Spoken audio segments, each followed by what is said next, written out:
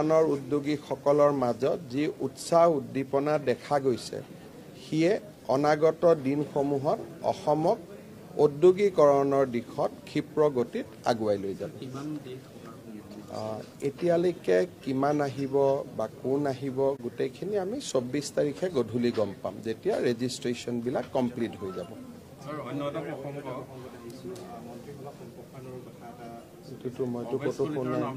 মইতো ক'তোৱে দূৰ দূৰলৈকে শুনা নাই, মইতো একেবাৰে দূৰ দূৰলৈকে চালেও শুনা নাই। আমাৰ বিধানসভা নিৰ্বাচনৰ আগতে কোনো মন্ত্ৰীসভাৰ সম্প্ৰসাৰণ হোৱাৰ সম্ভাৱনা নাই। Today, under the initiative of ASEAN Confluence, a huge delegation of Japanese industrial houses as well as intellectuals has come down to Guwahati.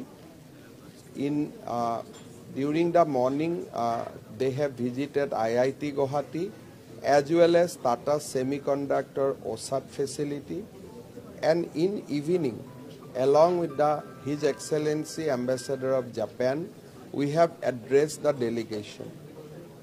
These are all important occasions before the Advantage Assam 2.0 conclave, and we hope to build up on all these occasions so that Advantage Assam 2.0 summit can translate the vision of a new Assam.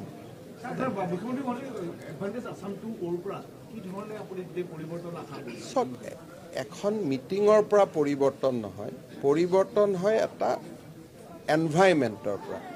So advantage Assam 2.0ৰ জৰিয়তে আমি এখন শান্তিপ্ৰিয় আন্দোলন বিবৰ্জিত আৰু অসমক বিনিয়োগৰ বাবে উপযোগী প্ৰদেশ হিচাপে দেখুৱাব খুজিছোঁ। যেতিয়া মানুহে আহিব, মানুহে চাব, তেতিয়াই এটা পৰিৱেশ ৰচনা হ'ব। মিটিং এখনে বিনিয়োগ নানে, মিটিংখনে বিনিয়োগৰ বাট প্ৰশস্ত কৰে।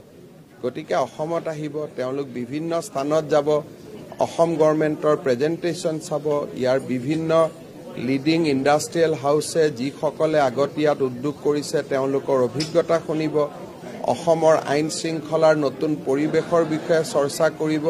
সো এডভান্টেজ আসামৰ জৰিয়তে আমি এটা ভৱিষ্যতৰ অসমৰ অৰ্থনৈতিক উন্নয়নৰ পৰিৱেশ এটা ৰচনা কৰিব খুজিছোঁ।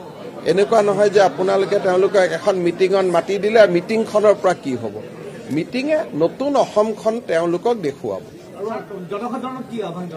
জনসাধাৰণক আহ্বান জনাব এইটোৱে যে আন্দোলন বিবৰ্জিত, পৰিৱেশ এটা ৰক্ষা কৰক, অসম ভাল হৈ গৈ থাকিব।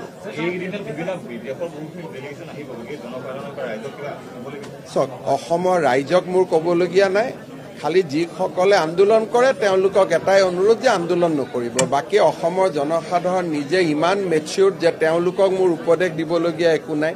বিদেশৰ পৰা মানুহ আহিলে, ভাৰতৰ প্ৰধানমন্ত্ৰী আহিলে কেনেকৈ আদৰণি জনাব লাগে। অসম এখন অতিথিপৰায়ণ ষ্টেট, এইটো অসমৰ DNA-তে আছে। গতিকে অসমৰ ৰাইজক কিবা পৰামৰ্শ দিয়াৰ দুঃসাহস মই নকৰোঁ। খালি যিসকলে মাজতে অলপ চলপ আন্দোলন কৰি অসমৰ পৰিৱেশটো বিনষ্ট কৰে, মুখ্যমন্ত্ৰী হোৱাৰ প্ৰথম দিনাৰ পৰা এইটো কৈ আছোঁ যে আন্দোলন বিবৰ্জিত অসম এখনে ভাৰতৰ ভিতৰতে এখন ডাঙৰ অৰ্থনৈতিক প্ৰদেশ হিচাপে অসমক লৈ যাব পাৰে।